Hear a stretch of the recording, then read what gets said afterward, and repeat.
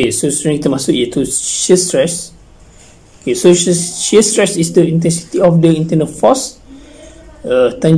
tangential parallel to the area in question. So shear stress differ from normal stress because shear stress is parallel to the area on which is x, while normal stress is normal perpendicular to the area.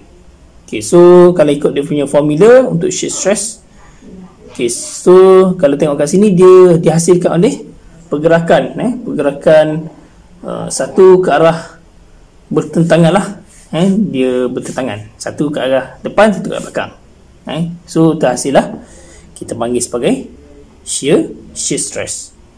So formula untuk shear stress adalah tau equal to V over A. So V ialah internal resisting shear force. Okay, so the shear stress are formed in bolts, rivets, pins, keys, etc. used to connect structural or machine members. So kalau tengok dekat dalam bolt ke kan, rivet, pin dan sebagainya, so dekat dalam tu dia akan ada, kita panggil sebagai shear stress. So dia belaga lah, ada yang gerak ke arah kanan, ada bergerak ke arah kiri, ada bergerak ke atas, ada bergerak ke arah bawah dan depan dan belakang lah. Okay, so kalau tengok sini ada dua contoh, the lap joint. Okay, so dia beritahu the lap joint, a lap joint connecting to overlapping tension plates with a rivet or a bolt. Jadi kalau tengok dekat gambar rajah tu, untuk lap joint tu dia macam ada dua kan, satu bahagian ni dan satu bahagian ni, dia overlapping. So di tengah-tengah tu disambungkan dengan kita panggil sebagai bolt kan.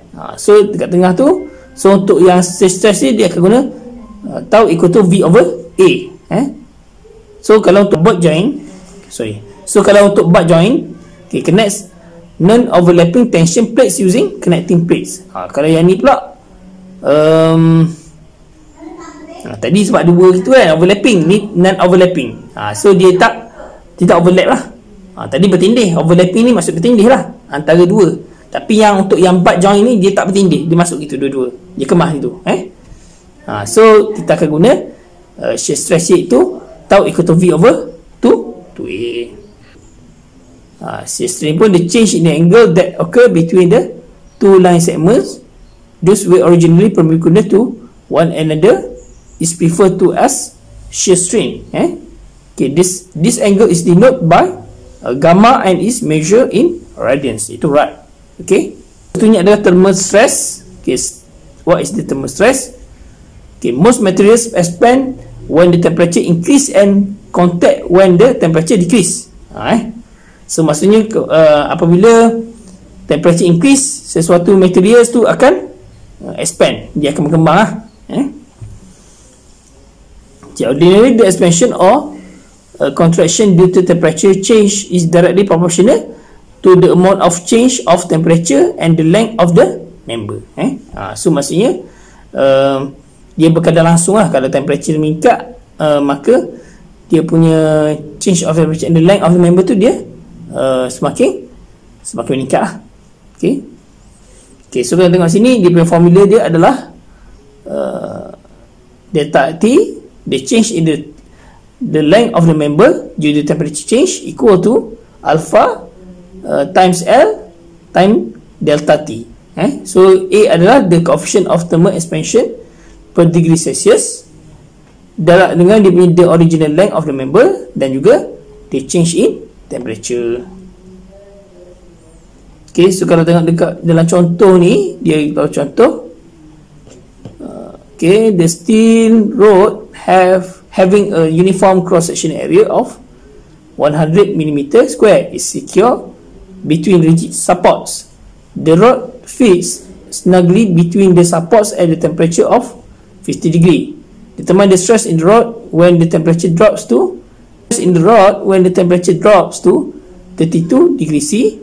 Okay, for the steel, dia punya modulus of STC adalah 200 gigapascal and the alpha equal to 12 dengan 10 kuasa negatif 6 over degree C. Okay, jadi kita masukkan formula sajalah. So akan dapat dia punya tu 43.2 darab 10 kuasa 6 megapascal. Okay, so ni antara yang topik yang terakhir lah, iaitu allowable stress ataupun kita panggil sebagai FOC, iaitu factor of safety. Okay, sebab apa benda ni penting? Dia beritahu to ensure safety lah. Jadi beritahu to ensure safety, it is necessary to choose an allowable stress that restricts the applied load to one that is less than the load the member can fully support. So maksudnya dia kena pilih allowable stress that restricts the applied load to one that is less the load of the members can fully support lah. Jadi the intent measurements of the structure or machine may not be exact due to errors in fabrication or in the assembly of its components parts, unknown vibrations, impact and accidentally loadings can occur that may not be accounted for in the design. Okay. Untuk yang ni diberitahu. Okay, so one method of specifying the allowable load for the design or analysis of a membrane is to use a number called the factor of safety, to FOS. Okay, the ratio of the failure stress to the allowable stress is defined as the factor of safety, to FS. Okay, jadi untuk dapatkan factor of safety equal to failure stress over allowable stress. Okay, jadi dia punya formula lain selain daripada itu untuk factor of safety, FS. Okay, so equal to ultimate strength over allowable stress for brittle materials, and for the ductile materials, yield stress over allowable stress. So kalau macam brittle tu dia mudah, dia rapuh lah. So kita akan guna dia punya FS, factor of safety, adalah ultimate stress over allowable stress. Kalau macam for the ductile, dia macam lebih legap lah atau bertahan lama. So dia akan factor of safety adalah yield stress over allowable stress.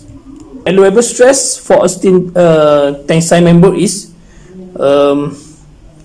so if the allowable stress for the steel tensile member is gamma LO equal to 0.60 gamma Y, what is the factor of safety used? So untuk dapatkan dia punya the value is so FS equal to yield strength minus allowable stress. So masuk dalam formula yield strength, yield strength bagi dengan allowable stress. So dapatlah gamma Y over 0.06 gamma Y. So akan dapat 1 bagi dengan 0.06 lah. So dia punya FS adalah 1.67. So kalau tengok dengan example ni, dia bagi tahu the suspended rod is supported at its end by a fixed connected circular disc. If the rod pass through a 40 mm diameter hole, determine the minimum required diameter of the rod and the minimum thickness of the disc need to support the 20 kN load. The allowable normal stress for the rod is sigma LO equal to 60 megapascal, and the allowable shear stress for the disc is tau LO equal to 35 megapascal. Jadi maksudnya dia ada satu support lah, fixed connected circular disc tu dekat tengah tu. And then so maksudnya if the rod pass through the 40 mm diameter hole tengah tu. So what is the dia nak tahu determine the minimum required diameter of the rod and the minimum thickness of the disc. Jadi untuk ni kita akan masuk dia punya formula yang sebelum ni yang kita masuk, iaitu formula of